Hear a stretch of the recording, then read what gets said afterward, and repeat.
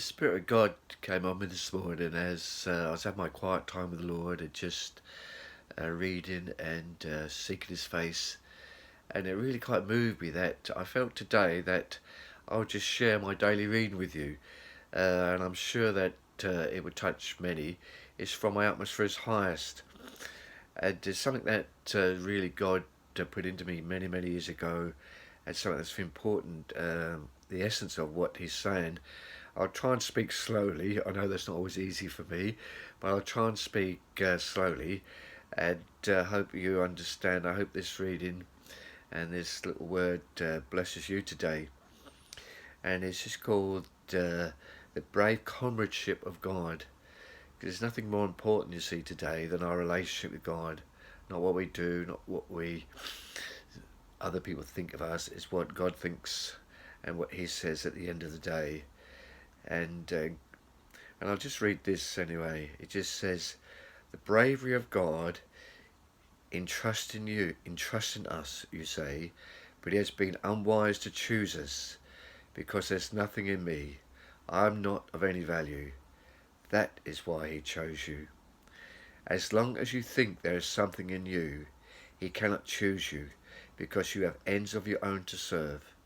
But if you have let Him bring you to the end of your self-sufficiency, then He can choose you to go with Him to Jerusalem, your Jerusalem, whatever that would be.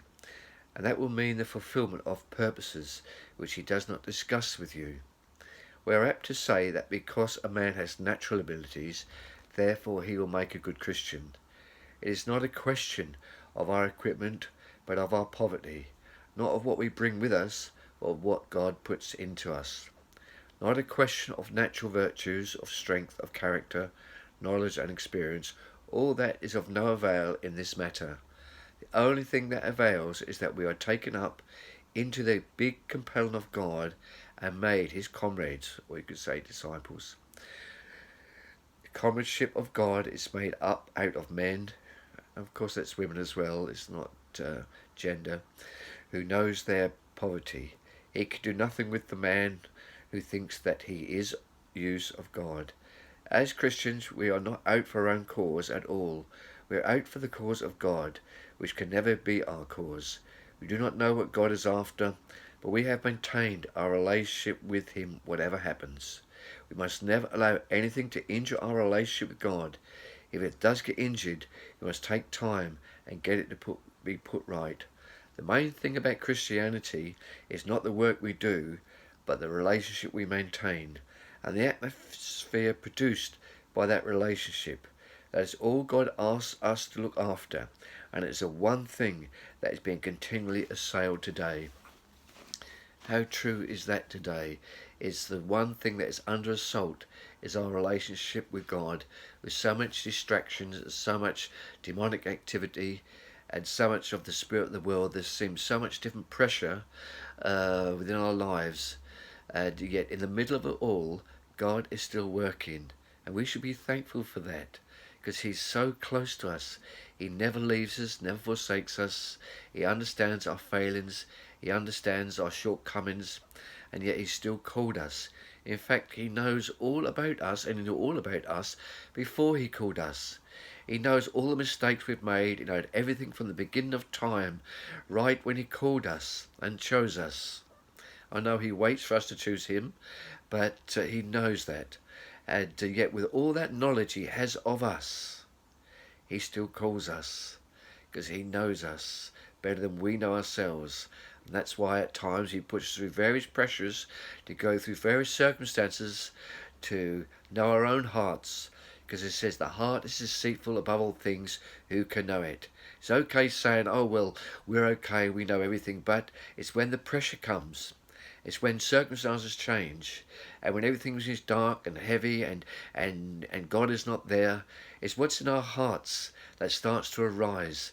What's in our hearts starts to dictate how we think and how we be. But God knows that, and He's there to lift us out of depression, out of darkness, out of all sorts of situations, or if not to lift us up, to take us through it. Because there's always a way with God. God is always working wherever you are, whatever you're doing. Remember this, that nothing can separate you from the love of God. So pressure, demonic activity, height nor depth, it says nothing will separate you from the love of God. It's always with you. It's a matter of you knowing and understanding that. There's a verse many years ago that was always stuck with me, and I've been a very practical and very busy person, and I like to have projects, I like to keep going, I like to be busy, but and that's just in a way my nature. But God called me to tune, and He showed me a verse, and it doesn't come clear in the international version, because as we know, the international version gives the meaning of things and not always word for word translation, but it gives the meaning. And sometimes a lot of truth is missed by just reading things on the surface and not going beneath the surface. And that's why it's important to understand what actually God is saying. And there's a sequence sometimes in what God is saying too. And this is one sequence that God spoke to me about, and it's in 1 Timothy 4:16, and it says, "Take heed to yourself, then the doctrine." And it goes on to say, then the people will get saved. Isn't that clarity? Isn't that we get so full of knowledge, so full of everything else, and think that's the most important thing?